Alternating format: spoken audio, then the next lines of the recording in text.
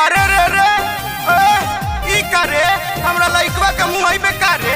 नाचेल पर की लड़ी आइल कर। हां तो लड़ी ना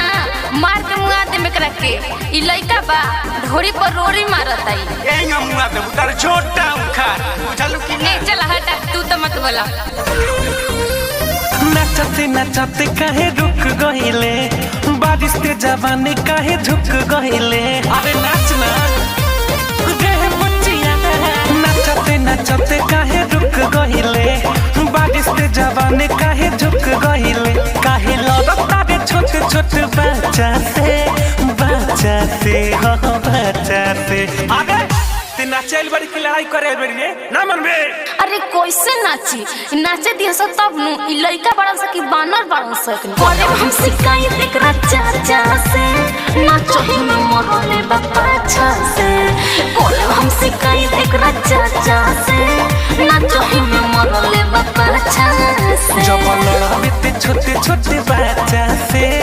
मरबे करी तोहे बच्चा से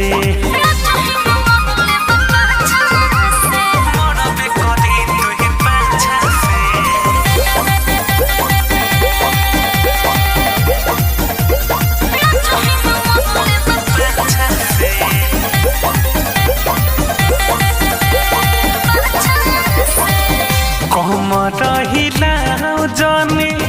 ना खरा देखाओ रे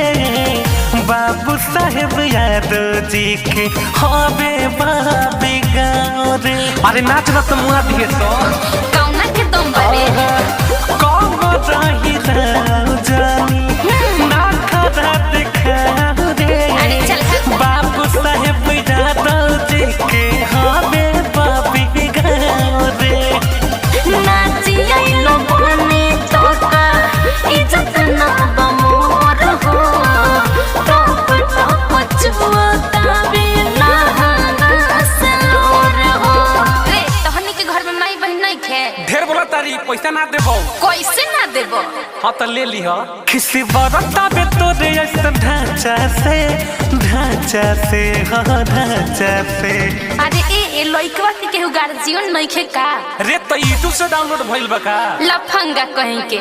करे हम सिखाई एकरा चाचा से नाचो ही में मोहले बापा छा से करे हम सिखाई एकरा चाचा से नाचो ही में मोहले बापा छा से जब लड़ाबे ते छोटे छोटे बच्चा से मरबे करी तोहे बच्चा से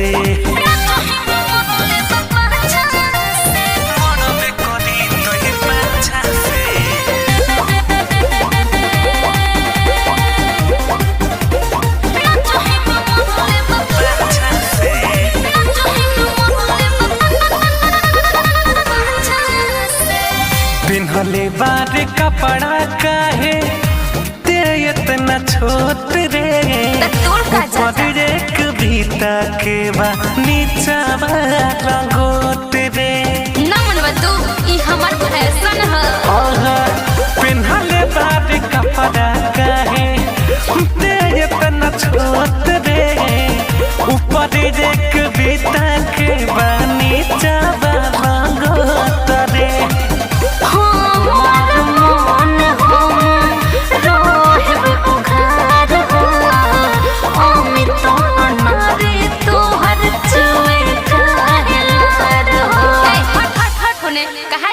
रे हमरा लइका के डटबे छुआ त तारा छुआई लागत पर भाखा जई है रसिक तो है काचा से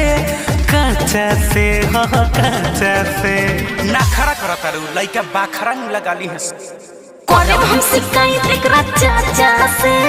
नाचो ही में मोहले बापा छा से करे हम सिखाई एकरा चाचा से नाचो ही में मोहले बापा छा से जब लड़ाबे ते छोटे छोटे बच्चा से मरबे करी तोहे बच्चा से चल कौन रहे चल तारू ना रास्ता में तार व्यवस्था बनैनी तो कहियो।